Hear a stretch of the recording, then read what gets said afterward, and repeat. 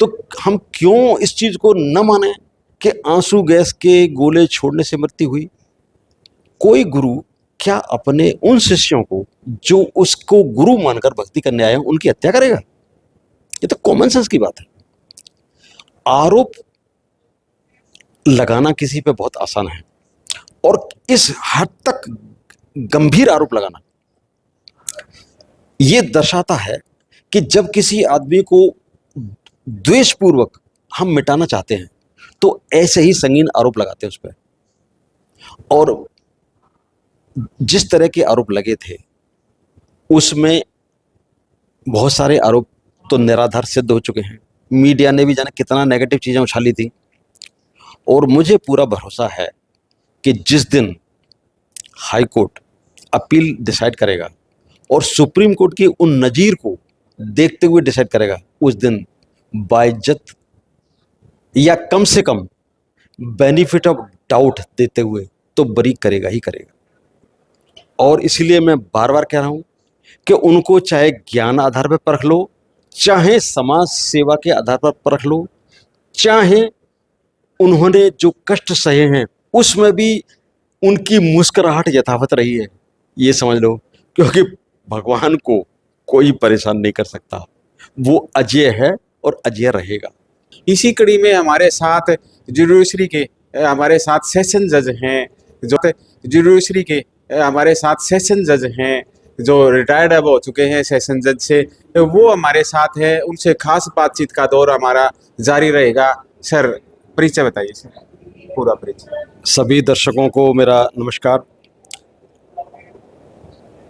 I am K P. Singh Sengar, principal district and session जज in MP judiciary. मैंने बहुत सारे धर्म ग्रंथों को भी पढ़ा था, क्योंकि मेरा ये मानना था कि न्यायाधीश की नौकरी, इसमें जैसा कि आप जानते ही हैं ईश शब्द जुड़ा हुआ है, और ईश जब आ गया तो वो साधारण काम नहीं है, जो डिवाइन काम हो गया। और डिवाइन काम करने के लिए हमको उस डिवाइन पावर के बारे में भी सही ज्ञान होगा, तो हम अपना जो जजमेंट है या जैसे फैसला है और जिसका मूल उद्देश्य न्याय है वो ठीक से कर सकते हैं। तो मैं इसी जिज्ञासा के लिए अलग अलग धर्म ग्रंथ मैंने पढ़े। सबसे पहले जब मैंने गीता पढ़ी तो गीता में बहुत सारी बातें ऐसी थी जो रामचरितमानस या अन्य धर्म ग्रंथों की तुलना में हाई लेवल की थी, और उसको पढ़ के ऐसा लगा था कि इसमें कुछ ऐसा ज्ञान है जो पढ़े लिखे लोगों की समझ वाला ज्ञान है, आम आदमी के लिए समझना कठिन है। अब अध्यात्म की ओर आप चल दिए, तो उस कुर्सी पे बैठते आपने बड़े फैसले किए होंगे, तो अपने आप को उस टाइम आप किस रूप में देखते थे? जैसे आम जज की धारणाएं होती हैं बे वो भगवान का रूप है, मतलब वो फैसला देते हैं तो एक न्यायाधीश का फैसला होता है।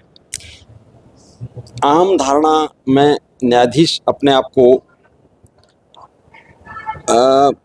गौरवान्वित तो महसूस करता है, क्योंकि अच्छी पोस्ट है, संसार के हिसाब से सम्मान मिलता है, सारी सुविधाएं हैं। तो आम न्यायाधीश तो अपने आप को गौरवान्वित भी महसूस करता है और शक्तिशाली भी महसूस करता है। लेकिन मेरा सौभाग्य ये था कि बचपन से ही मैं जिज्ञासु था।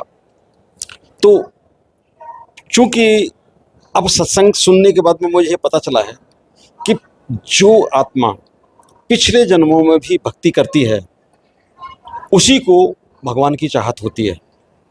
तो मैं जज जरूर बन गया था, लेकिन इतना मुझे विश्वास था कि कोई परम शक्ति है, परमात्मा है, और वो मेरे हर काम को देखता है। तो मैं न्यायाधीश के रूप में अपने आप को प्रफुल्लित तो महसूस करता था, लेकिन ये हमेशा ध्यान रखता था कि मुझे जो ताकत मिली है वो लोगों का भला करने के लिए परमात्मा ने ही दी है। तो परमात्मा कौन है ये मैं सर्च में लगा हुआ था। इसलिए अभिमानी तो मैं नहीं था, स्वाभिमानी जरूर था कि कोई व्यक्ति कितना ही प्रेशराइज करने की कोशिश करे, मैं वही करता था जो न्याय संगत हो। कई बार लोग ऊंची आवाज में बोलकर ये जताने की कोशिश करते हैं कि हम सही हैं, लेकिन मैं शालीनतापूर्वक उनकी बात तो सुन लेता था, लेकिन जब फैसला करता था तो बहुत गहराई के साथ अध्ययन करके और उस परम सत्ता को याद करके फैसला करता था, क्योंकि मुझे इतना भरोसा था कि जब तक भगवान मेरा साथ नहीं देगा मैं न्याय कर ही नहीं सकता। उसके बाद संत रामपाल जी महाराज जेल में चले गए थे। तो लगभग 11.5 साल तक जेल में रहे। आप जज थे उस टाइम पे, तो आपके मन में क्या धारणाएं आई, क्या विचार आए? भाई एक तरफ तो एक जज संत रामपाल जी महाराज को भगवान मानता है, दूसरी तरफ किसी जज ने संत रामपाल जी महाराज को जेल में डाल दिया है, उनको सजा भी सुना दी, उम्र कैद की भी सजा। हाँ, ये देखिए कि मैं आपको बता रहा हूँ बरवाला लीला से पहले की घटना। चूंकि मैं सत्संग बहुत बारीकी से सुनता था, गुरुजी से मिलता भी था, तो जब मैं पहली बार गुरुजी से मिला, रूबरू मुलाकात हुई, चढ़ सेवा में जब मैं गया, तो गुरुजी, चूंकि मैं उस वक्त सेवा में था और आगे क्या होना है ये उनको मालूम था। मैं आप आज विश्वास के साथ कह सकता हूँ कि उनको सब कुछ पता था। उन्होंने मुझसे क्या बोला, बेटा संसार के ज़्यादा सुख भक्ति मार्ग में बाधक होते हैं, इसलिए यहाँ आ गए हो तो इस मार्ग पर डटे रहना। और ये अब मैं समझ पा रहा हूँ कि क्यों कहा था, क्योंकि आगे लीला होने वाली थी और उस लीला को देख के अच्छे अच्छे लोग विचलित हो सकते थे। पर चूंकि गुरुजी ने जो ज्ञान दिया उसमें कहा था उन्होंने कि गुरु जो होता है वो कुम्हार की तरह से है, जो अंदर आता है। जैसे अंदर हाथ लगा के और ऊपर से चोट मारता है। वो ये देखता है कि मेरे घड़े की शेप जो है गड़बड़ तो नहीं हो रही। तो ये मान के चलिए कि बरवाला लीला उस गुरु रूपी कुम्हार ने अंदर हाथ लगा के हम शिष्यों का टेढ़ापन दूर करके उसको सही किया था। और वो यहाँ भक्ति मार्ग जो है, जो सच्चा भक्ति मार्ग है, उसमें बिना परीक्षा के भक्त जो है आगे की सीढ़ी तय नहीं कर सकता। जैसे बिना आईएएस की परीक्षा दिए आपको डीसी की पोस्ट कोई नहीं देगा। न केवल आप परीक्षा पास करेंगे बल्कि ट्रेनिंग भी देंगे, ट्रेनिंग भी करेंगे। तो पहले परीक्षा पास करो, फिर ट्रेनिंग कंप्लीट करो, तब जाके आपको डीसी की पोस्ट मिलेगी। और वो भी शुरुआत नीचे से होती है, सीधे डीसी भी नहीं बनाते। सर जैसे 2014 में हम सुनते थे भाई यहाँ आश्रम में एक जज आ रहा है, तो वो जज आप ही थे क्या सर? क्योंकि हमने कई बार सुना था लेकिन देखा नहीं था हमने। उस टाइम हम भी आश्रम में जाते थे, विजिट करते थे, तो जज का नाम आता था, क्या वो जज आप ही थी? हाँ, अगर आपने सुना है तो वो तो मैं ही था। हालांकि मेरी जानकारी में एक जज और आए थे नेपाल से, और बाद में वो कंटिन्यू कर पाए कि नहीं कर पाए ये अपडेट्स मेरे पास नहीं हैं। लेकिन अभी वर्तमान में तो जो अभी तक निरंतर रूप से जुड़ा हुआ है वो मैं ही हूँ। तो सर जैसे संत रामपाल जी महाराज जेल में गए तो आपका विश्वास कैसे रहा? क्योंकि आप भी उस पोस्ट पे थे जिन्होंने संत रामपाल जी महाराज को ताउम्र सजा दी थी, मतलब जी। उम्र कैद की। देखिए, जब तक जीवन है तब तक उम्र कैद की, तो इस सजा को आप किस रूप में देखते थे? नहीं, मैं पहले आपको तो अपने विश्वास की बात बताऊं। चूंकि बरवाला लीला से पहले कारोथा कांड हुआ था। कारोथा कांड में सबसे पहले गुरुजी को कारोथा कांड में ही अरेस्ट किया गया था, और वो भी साधारण केस नहीं था, उसमें भी 302 का हत्या का मामला लगाया गया था। संयोग से मैंने ऐसे किसी भक्त से चर्चा की, मैंने कि क्या केस है, तो एक एडवोकेट भक्त थे, उनसे ऐसे मैंने चर्चा की थी कि उन्होंने बताया कि इस तरह से 315 बोर की राइफल से गोली चलाने का आरोप गुरुजी के ऊपर लगाया गया है, और पोस्टमार्टम रिपोर्ट भी है। तो मैंने कि जरा मुझे दिखाएंगे क्या? बाय द वे उनके पास में फोटोकॉपी रखी थी, तो फोटोकॉपी जब उन्होंने दिखाई तो उसमें मैंने देखा कि जिस आदमी को मृतक बताया जा रहा है उसके शरीर पे छर्रों के निशान थे और आरोप यह था कि 315 बोर की राइफल से मारा गया है। आप इसे मेरी खुशकिस्मती कह लें या परमात्मा की लीला मान लें, मेरे पास भी 315 बोर की गन का लाइसेंस है और मैं ये जानता हूँ कि 315 बोर की जो गन होती है उसमें सिंगल बुलेट होती है, छर्रे उसमें होते ही नहीं है। जैसे ही मैंने पोस्टमार्टम रिपोर्ट देखी मैं समझ गया कि ये पूरी कहानी कुकड अप है। अगर वास्तव में 315 बोर की राइफल से वो आदमी मरा होता तो उसकी डेड बॉडी पे छर्रे होते ही नहीं, सिंगल बुलेट जो 315 बोर की एंटर करती है उसका वुंड होता, और वो वुंड नहीं है। इसका मतलब ये है कि उनको गुरुजी को झूठा फंसाया गया। और ये जानकारी में भी आ चुका था कि आर्य समाज घोर विरोध कर रहा था और हमला आर्य समाज के लोगों ने ही लोगों को भड़का कर कराया था। तो अब गुरुजी तो किसी के घर पे आक्रमण करने गए नहीं थे। कानून के ये कहता है कि भाई सेल्फ डिफेंस में आप भी पावर, अपनी जान बचाने के लिए आप भी शक्ति का प्रयोग कर सकते हैं। तो कानूनी भाषा में अगर मान लीजिए बाहर के लोग आश्रम पे पत्थर बरसा रहे हैं और अपनी जान बचाने के लिए आश्रम के लोग यदि उन्हीं पत्थरों को पलटवार करके मार दें सामने वाले पर, तो ये कानूनन कोई अपराध नहीं है। भाई अपनी जान बचाने का अधिकार हर एक को है। तो मेरी समझ में आ गया था कि ये कहीं ना कहीं षड्यंत्र चल रहा है। तो मुझे ये जानकारी भी हो चुकी थी कि संत जी जेल में रह के आए हैं और जमानत पे छूटे हुए हैं, पर इसके बाद भी मैंने नाम ले लिया था।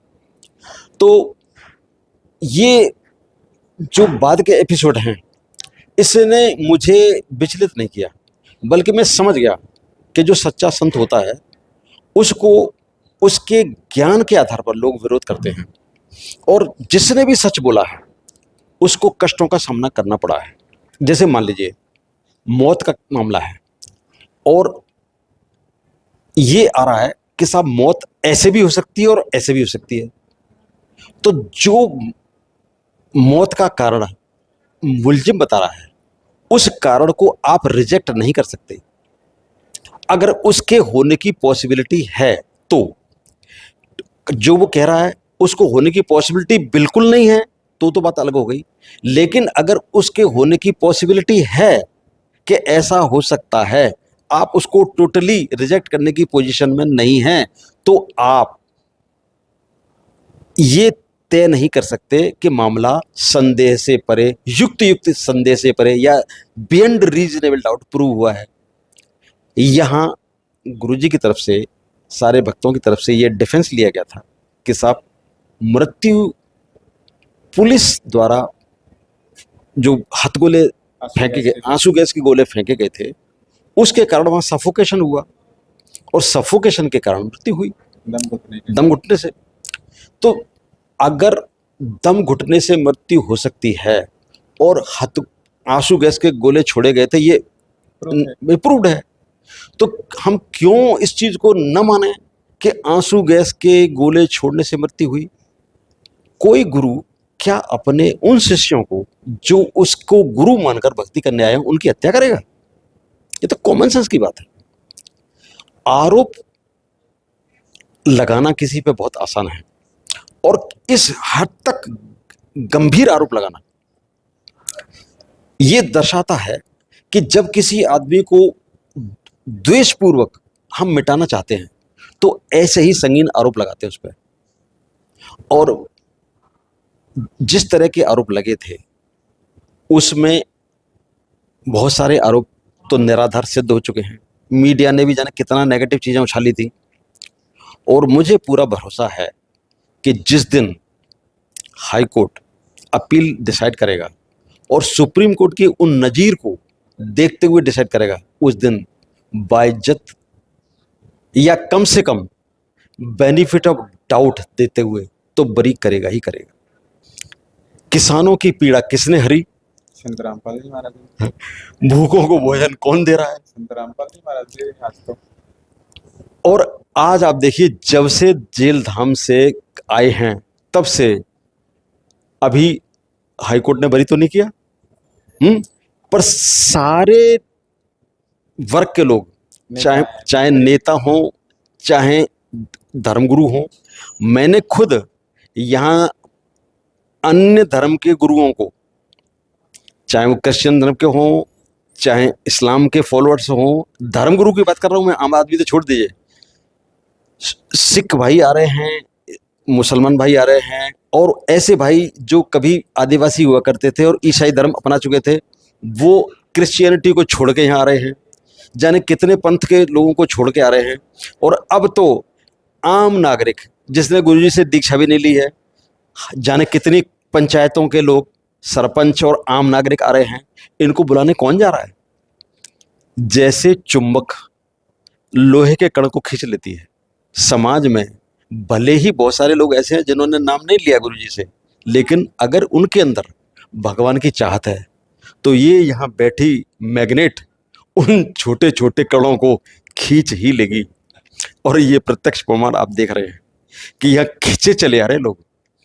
आज ही की बात कर रहा हूं मैं, एक एक्स एमएलए, और वो भी बीजेपी के, आए थे यहाँ, सपत्नीक, एक्स एमएलए सपत्नीक आए थे, और मुझे ये बताते हुए खुशी है कि उनकी पत्नी ने आज ही ज्ञान चर्चा में ज्ञान समझा, और आज ही उन्होंने संत रामपाल जी महाराज को, पहले वो मिलने गए थे तो गुरुजी ने उनको वैसे ही कहा, तो वो कहने लगी कि गुरुजी आशीर्वाद दीजिए।